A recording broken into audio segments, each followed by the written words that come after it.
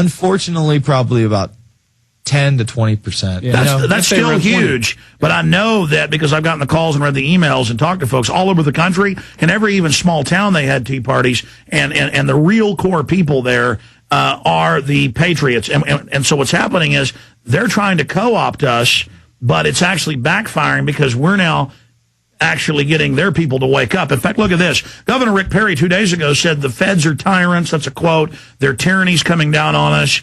The frog in the pot analogy. Now the headline is that the state may secede, which that's why we're called the Lone Star State.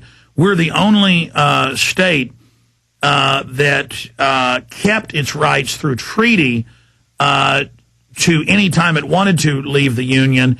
Under the Bill of Rights and Constitution, Declaration of Independence, the other states have the right to revolt, like New Hampshire and places. They can pull out on their own, but separately to change the federal government, they've got to do it through con, with the rest of the states. But Texas is the lone star, the star in the flag, because it's special because it was its own country when it came in, not originally a territory of the British colony. So that's why Texas is so special. It wasn't bought from Napoleon or anything like that.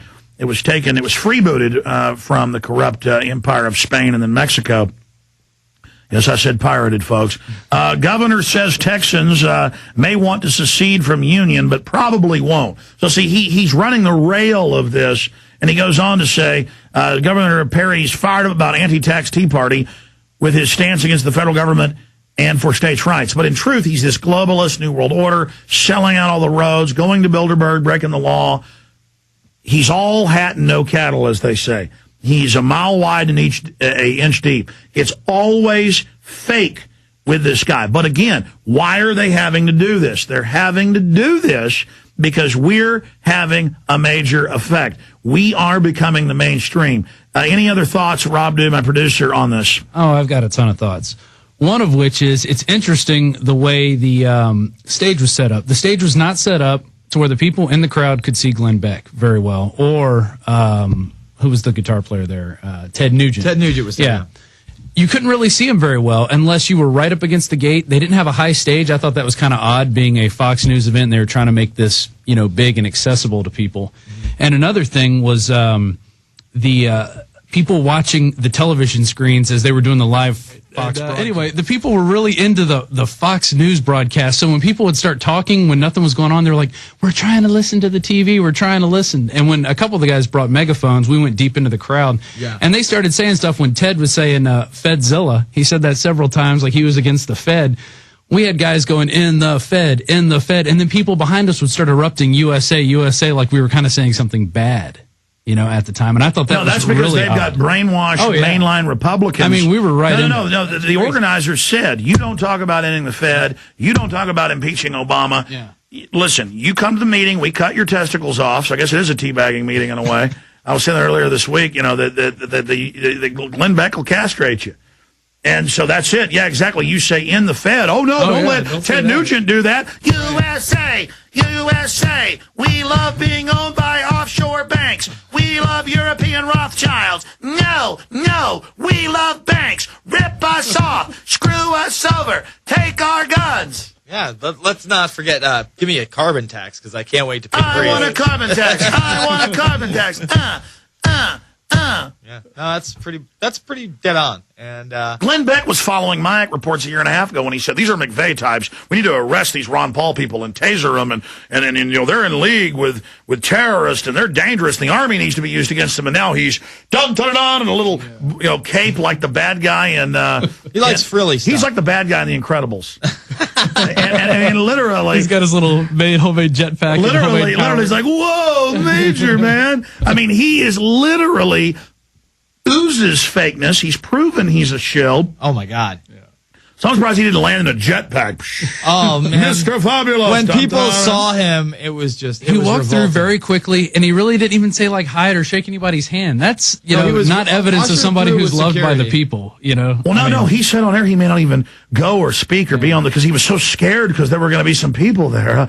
Oh, my God, there might be giving away free DVDs. No, listen, back when his book came out a few years ago, I see the YouTube videos. People are like, Mr. Beck in a line, please, will you talk about the private Federal Reserve? And he would like, and like running, and bodyguards go, who are you? Get out of here. You want freedom, damn you. I mean, that's who they are. And they said, no, the way to beat these people is to become them. Is that what I do?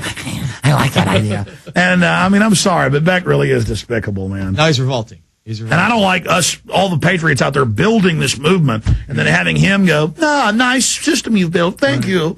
Him and Sean Hannity. Now I'll sell them books. I'm going to expose the camps. I think they're real, and keeps hyping it every night. Yeah. And then going, maybe they're not real, but they're telling me to say that. And then acting kooky, and I said, folks, he's going to say they don't exist. People were like, shut up, Jones. He's come over to our side. Fox isn't half bad. And I go, they go to the Bilderberg group, the New World Order. Come on, Jones. You just don't understand. This, Beck's really on our team. And I said, okay, this is how he will debunk us. And I called it. Yeah. And it's not hard. Yeah. And then, by the way, finally the Popular Mechanics report, the full thing came out. Everything I said. There are 2 fake things I knew of, and that was the... because we posted the photos and somebody sent them to us when everybody else did like 10 years ago, and we went and checked it out and found out it was fake. Now, not fake in the way you'd think. It was a urban warfare drill system for Eastern Europe where they practiced running a prisoner of war camp. So it is a mock prisoner of war camp for training, and it can have dual use. Well, it's the evidence debunking FEMA camp myths. First, they show somebody on the internet posting the North Korean camp and unattributed saying then that it was an American camp. That was one I didn't predict. Then Camp Grayling National Guard Training Center, and they showed that. And there's also another one in Louisiana I mentioned. And then the Beech Grove Amtrak facility. Three things in a 20-minute segment. That's how piss poor it was. No documentation, no threats of martial law, no Rex 84. But listen, I thought of the biggest piece of evidence yet that I'd never thought of for FEMA camps. So when we come back, I'll cover that. Then we'll play the clip of this governor of South Carolina talking about the all-seeing eye of God watching us beaming down from the pyramid. Really creepy. No, I've seen a lot of YouTube videos of Glenn Beck at events just where some family will talk to him, and he always has bodyguards, and I've never seen anybody act this cowardly. It's why I've always detested him. And he always looks at crowds of people and goes, hi, and he's almost like a vampire going, in the sunlight. Very pale. And I'd never told you that, and you were just describing him as a vampire. Yeah, no, he's a very pale man. I mean, he must take a lot of powder, a lot of powder on the nose. You know how like some people just totally like baby powder all over. But you described him as a vampire. What was he? I mean, not just the color. It's just like, he had 2 guys. One, you'll see the shot, the one shot we got of him walking through. He had a guy on each side of him. He was kind of like crumbling, and he just looked like he needed to be like Lestat's buddy in Interview with the Vampire. Very pale, light-skinned. I don't know, very, very pasty. It was a sunny day, Alex. I mean, I have a little bit of color to me, not too much. But yeah, but that's not the issue, what color his skin is. He acts ghoulish. No, absolutely. I'm just saying that he looks the part. He looks like he's like a half-dead zombie creature. And then let's admit what I look like. I look like an insane gorilla. I was describing you as more bear-like today after the lost the shirt incident today after that big check you wrote. So I don't know about sometimes gorilla-esque, I guess. Yeah. But that's good. Oh, God, help me. Governor Sanford is the name of the YouTube channel, if you want to go watch it. But here is the bizarre part of the clip. It's 6 minutes, 25 seconds in. Here's the video. That if you look at our revolutionary ancestry, if you look at the last 200 years of this country's existence, things just didn't happen in life. And I actually brought with me $1. And if you were to look on the back of that $, it says a new septus on the top, Novus Ordo Seclorum on the bottom, which was New Order of the Ages, and it has a pyramid and the all-seeing eye of God. And so despite some popular opinion that says we weren't a country founded on Christian principles, there was in fact the all-seeing eye of God right there at the top. See, but his God, keep going, he's talking about another there God. On the Great Seal, the Founding Fathers talked about this vital and healthy tension on how things get done in life. That part of it was divine providence, that part of what had led the Israelites out of the land of the pyramids, there on the back of every one of these $, and into the promised land, was in fact God's will and the divine eye and hand of God.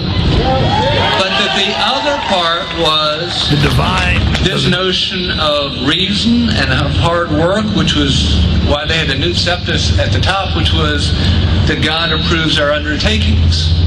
I think that this undertaking that has cropped up in America with these tax rallies literally around the country is in part maybe just a bit of God's hands at work, but a whole lot of it is y'all's hands at work, and I'm here to say thank you for what you're doing. It's incredibly important, and please keep it up. Thank you very much. All right, now that is total Illuminati when he's talking about the eye directing us from the pyramid, and that is the eye of Lucifer. The founding fathers did not come up with that. Occultists did. We've done whole shows. It's in the National Archives. They created that as the, quote, secret reverse of the seal with the eagle on it, and it says New World Order, announcing the birth of the New World Order, and this guy is up there pushing it and saying it. Again,